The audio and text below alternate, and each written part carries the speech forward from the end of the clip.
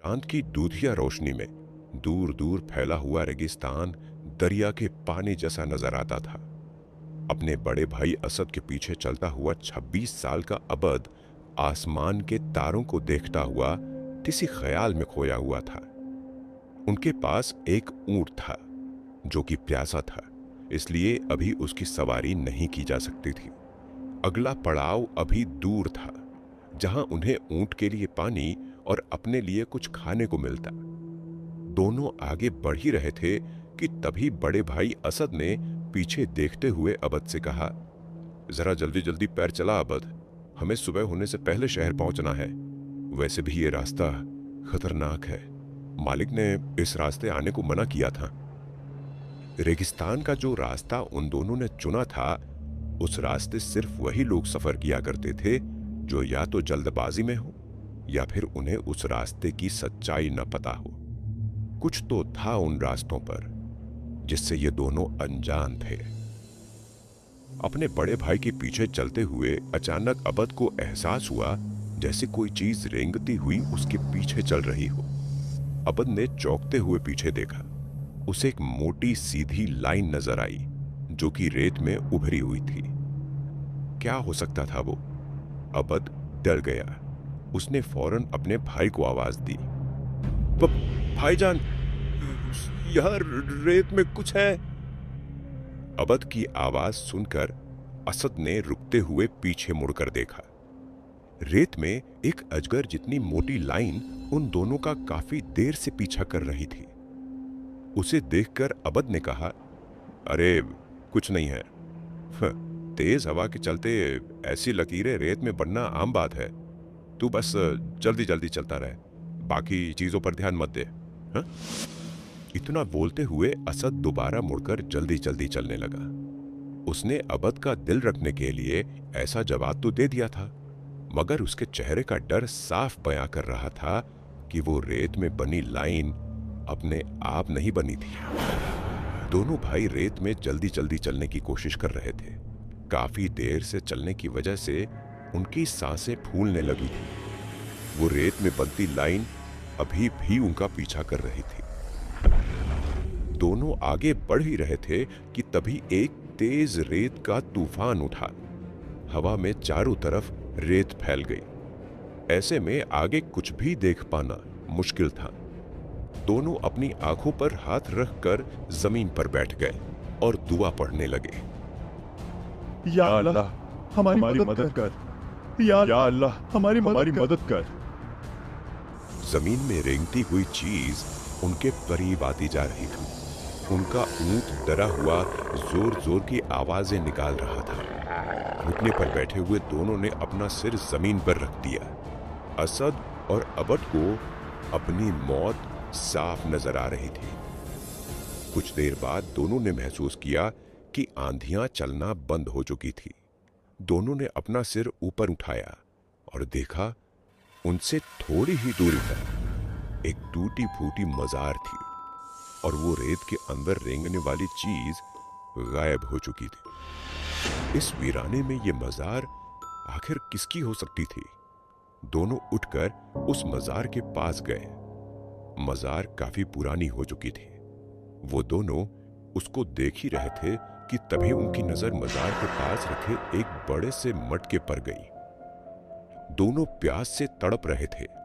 उस वीराने में पानी से भरा मटका मिलना लगभग नामुमकिन था, मगर फिर भी असद ने आगे बढ़ते हुए उस मटके में देखा। मटके को देखकर अबद खुशी से उछल पड़ा। मटका ठंडे पानी से बिल्कुल भरा हुआ था। असद फौरन मटके से पानी निकालकर पीने ही वाला था कि तभी अबद ने उसे रोका। होश में आओ भाईजान, इस वीराने रेगिस्तान में भला पानी कहां से आ सकता है? ये जरूर कोई छलावा है। असद प्यास से तड़प रहा था। उसने अबद पर गुस्सा करते हुए कहा, क्यों नहीं हो सकता? हो सकता है कोई व्यापारियों की टोली इसे यहां छोड़कर चली गई हो। वैसे भी यहां मजार है तो डर कैसा? असद ने पहले उस पानी को चखा और फिर एक सांस में ढेर सारा पानी पी गया। पानी पीकर उसने कहा, अरे वाह, इतना मीठा पानी मैंने आज तक नहीं पिया।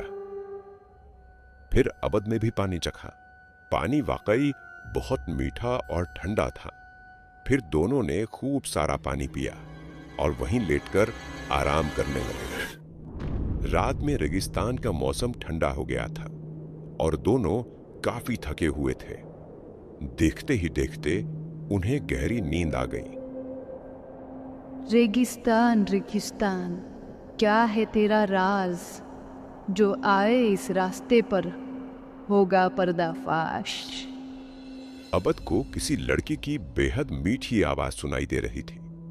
उस आवाज को सुनकर उसकी नींद टूट गई और वो उठकर बैठ गया। फिर अबद ने जो देखा उस पर वो यकीन ही नहीं कर पा रहा था। उसके चारों तरफ रोशनीदार तंबू लगे हुए थे, जिनमें खाने पीने और ऐशो आराम की सारी चीजें थीं।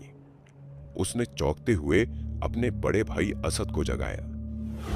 ये नजारा देखकर दोनों ही चौंक पड़े थे कि आखिर वो यहां कैसे आ गए।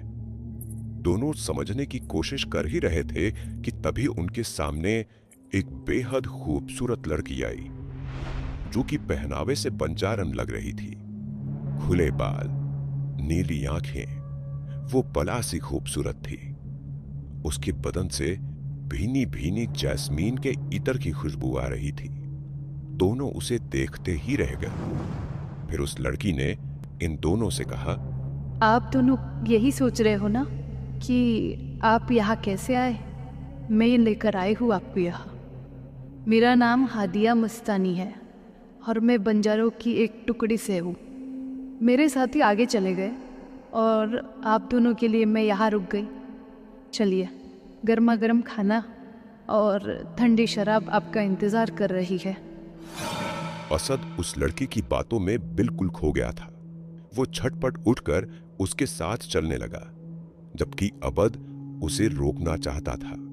उसे कुछ गड़बड़ लग रही थी, मगर फिर भी वो असद को नहीं रोक सका और उसके पीछे पीछे चलने लगा। तंबू में पहुंचकर उन दोनों ने देखा वहां खाने पीने की सारी चीजें थी। दोनों ने पेट भर खाना खाया और खूब शराब पी।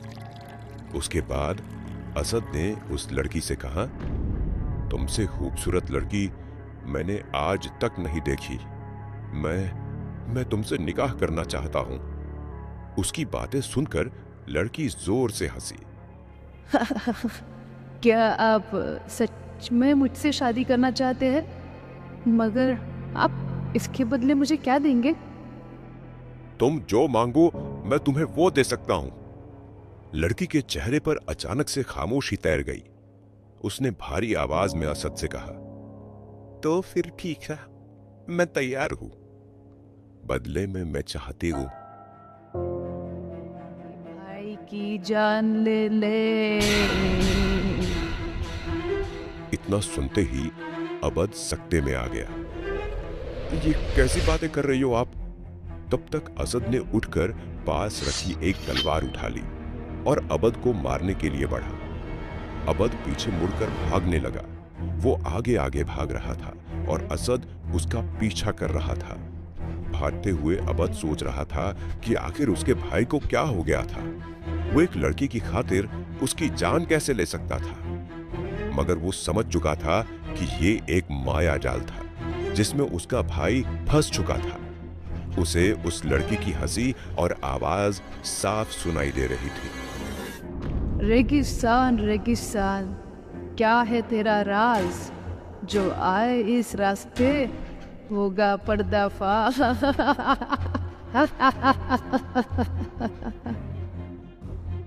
अबद घबराया हुआ भागा जा रहा था और उसके खून का प्यासा असद उसके पीछे लगा हुआ था। अचानक भागते भागते अबद जमीन पर गिर गया। तब तक असद उसके पास पहुंच चुका था। उसने अबद की जान लेने के लिए तलवार ऊपर उठाई। अबद समझ चुका था कि अब उसकी मौत पक्की है, मगर असद जब तक उस पर वार कर पाता, अचानक उसके पीठ में किसी ने खंजर घोंप दिया। अबद चौंक पड़ा था कि आखिर असद के पीठ में छुरा किसने मारा। उसने देखा ये वही लड़की थी उस लड़की ने हंसते हुए कहा। इंसानी फितरत, तुम सब एक जैसे हो, लालच में अंधे। तुम्हारा भाई लालच में अंधा हो चुका था, इसलिए उसका मरना तय था। मगर तुम अलग हो। मैं तुम्हें अपने साथ ले जाऊंगी। इतना बोलते हुए वो लड़की एक बड़े से सांप में बदल गई और अबद जब तक कुछ समझ पाता उसने उसे लपेट लिया और रेत के अंदर खींच ले गया। आखिरी वक्त तक अबद अधमरी हालत में जोर जोर से चीखता रहा। नहीं नहीं, छोड़ दो मुझे, छोड़ दो। अबद की एक तीखी चीख उस वीराने रेगिस्तान में गूंज गई। इस घटना के लगभग 40 साल बाद उस रेगिस्तान से काफी दूर छोटे से गांव में एक बूढ़ा आदमी बैठा हुआ हुक्का पी रहा था। उसके पास 24 साल का एक लड़का बैठा हुआ था। उसने बूढ़े आदमी से पूछा, बाबा, क्या आपने सच में उस नागिन को देखा था जो बंजारन का रूप बनाकर लोगों को अपने तिलिस्म में फंसा लेती है? हाँ बेटा, मैंने देखा है उसे।